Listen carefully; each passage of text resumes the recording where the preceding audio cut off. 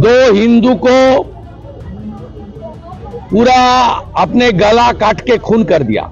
ममता बनर्जी का जो बयान है बड़ा दुर्भाग्यपूर्ण है और ये कहीं न कहीं वो गजवा हिंद और कट्टरपंथियों को जो समर्थक है उसका कहीं न कहीं वो समर्थन कर रहे हैं और ये एक देश में एक दूसरा पाकिस्तान बनाने की तरफ ममता बनर्जी चल रही है। बड़ा दुर्भाग्य है।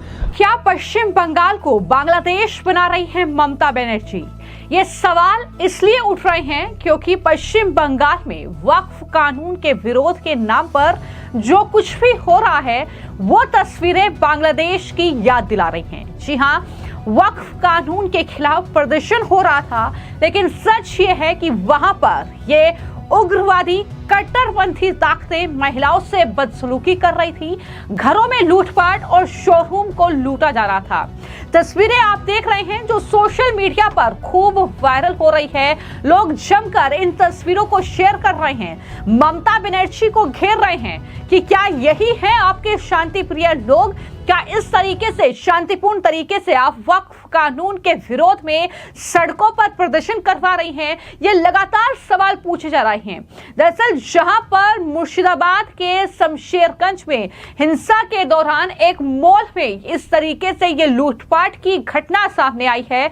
हालांकि अलग अलग जगहों पर यह दावा किया गया है कि इस तरीके से लूटा गया है, दुकानों को आग उसमें लगा दी गई है। और एक ये तस्वीर आप देखिए कि वक्फ कानून के विरोध में यह प्रदर्शन शुरू हुआ, लेकिन अंजाम कहां तक पहुंचा कि वहां पर यह बाटा का शोरूम बताया जा रहा है जहां पर जमकर लूटपाट की गई है, इस तरीके से फायरिंग हुई है और वहां से सारा सामान लूट लिया गया है। तो ये तस्वीरें वाकई हैरान करती हैं, परेशान करती हैं। ये तस्वीरें बांग्लादेश की याद दिलाती हैं जब वहां से हसीना सरकार वहां पर गिर गई थी और उसके बाद किस तरीके से जो वहां पर प्रधानमंत्री का हाउस था उस पर हमला कर लिया गया था, किस तरीके से शेख हसीना के आवास पर कब्जा कर लिया गया था, वहां पर सारे सामान लूट लिए गए थे। और बिल्कुल वैसी ही ये तस्वीरें हैं जहां पर इस तरीके से लूटपाट मचाई गई है। ये उग्रवादी भीड़ जो कि एक शोरूम में घुसी और कहीं ना कहीं इनका चाल चरित्र और चेहरा सब कुछ बेनकाब हो गया और इस तरीके से ये लूटपाट करते हुए नजर आए। प्रदर्शन के दौरान स्टाइल बाजार मार्केट को इन उग्रवादियों ने लूट लिया। यह लगातार जानकारी निकलकर सामने आ रही है। सारा सामान चुराकर वहां से ये लोग भागे हैं। ये वायरल वीडियो में साफ तौर पर दिख रहा है। इस घटना को लेकर ममता बनर्जी घिरी हुई हैं, लेकिन ममता बनर्जी तो कह रही हैं कि आप शांति बनाए रखिए, मैं पश्चिम बंगाल में वक्फ कानून लागू नहीं होने दूंगी। तो ये ममता बनर्जी का बयान है। ममता बनर्जी इस तरीके से इन कट्टरपंथियों को, उग्रवादियों को शांत कर रही हैं। इस तरीके की कार्रवाई हो रही है कि वहां पर खुद मुख्यमंत्री ही इनके बचाव में उतरी हुई हैं।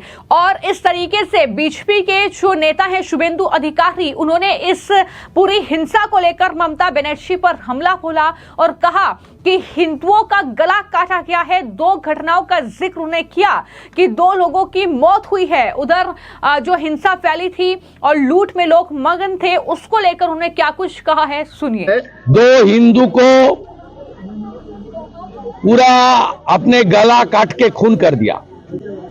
पिता का नाम हरगोविंद दास है और उनका लड़का का नाम चंदन दास है। बीएसएफ को भी मुतैन किया गया है। अरे बीएसएफ तो बॉर्डर एरिया है, मुतैन हुआ है, लेकिन उनका डीएम तो बता दिया बीएसएफ कोई काम नहीं करेगा। हम लोग, मैं पिटीशन किया था चीफ जस्टिस का पास, उन्होंने 430 आज हॉलीडे है फिर भी फिक्स अप किया। ये तो फेडरल स्ट्रक्चर है, सीधा सेंट्रल गवर्नमेंट कुछ नहीं कर सकता। दादा, रेलवे में तोड़फोड़ किया है, आपने एनआईए का दावी भी किया है रेलवे मंत्री को। रेल किसका प्रॉपर्टी है? देश का प्रॉपर्टी है। कौन कर रहा है? एंटी नेशनल कर रहा है। ये लोग को खिलाफ अंसारुल बांग्ला, पीएफआई, सिमी, ये सब के खिलाफ तो कार्रवाई होना चाहिए। NIA is the fit organization to take action this type of anti national forces. NIA का फॉर्मेशन हुआ है एंटी नेशनल फोर्स को खिलाफ काम करने के लिए।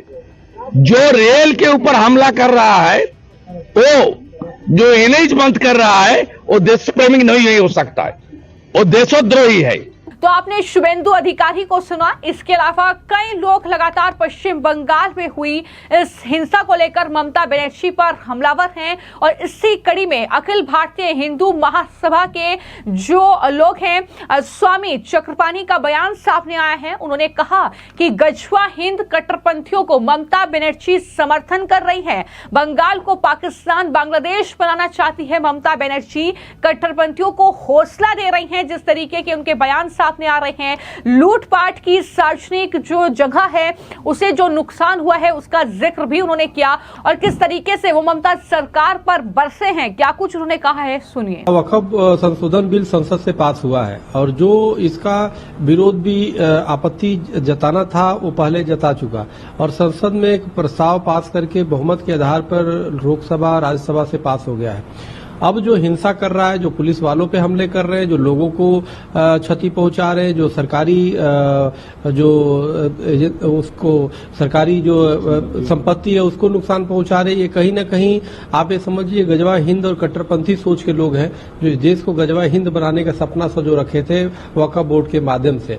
ऐसे लोग हैं, यह एक आतंकी सोच है जो हिंसा कर रहे हैं। और पश्चिम बंगाल में ममता बनर्जी कह रहे हैं कि वक्फ बोर्ड संशोधन बिल लागू नहीं हुआ। क्यों नहीं लागू होगा? क्या भारत का हिस्सा नहीं है क्या पश्चिम बंगाल?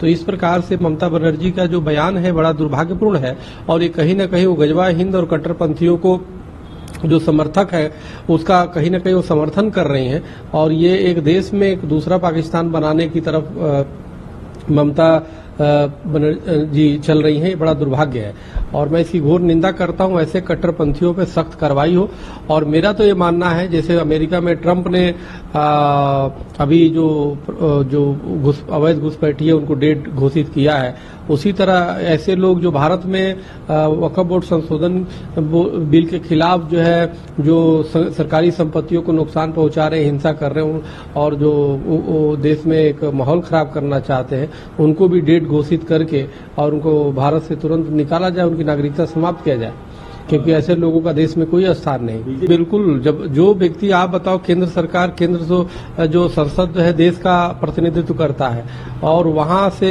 जिस प्रकार से पास होने के बाद ममता बनर्जी कह रही पश्चिम बंगाल में लागू नहीं होगा, तो यह तो कहीं न कहीं कट्टरपंथियों को हौसला बढ़ा रही है, कहीं न कहीं हिंसा को हवा दे रही है, जिसके परिणाम स्वरूप ऐसा हो रहा है। तो ये बड़ा दुर्भाग्यपूर्ण है। हम घोर इसकी निंदा करते हैं और हम ममता बनर्जी से कहना चाहते हैं कि वो अपना शब्द वापस ले, अपना इस तरह की बयान वापस ले और तत्काल रूप से जो है कट्टरपंथियों को कठोर से कठोर सजा दे।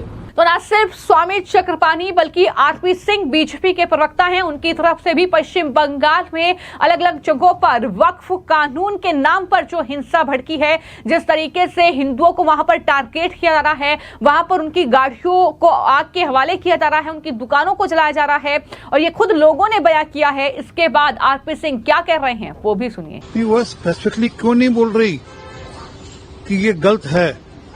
वो होम मिनिस्टर है राज्य की, इंटेलिजेंस उनके पास है, उनके लोग खुद करवा रहे हैं, सरकार खुद लिप्त है।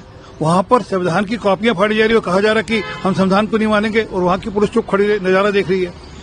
तो दिख रहा है कि सरकार किस प्रकार अपनी शरण में ये सब कुछ करा रही है। सरकार की मर्जी से सब कुछ हो रहा है।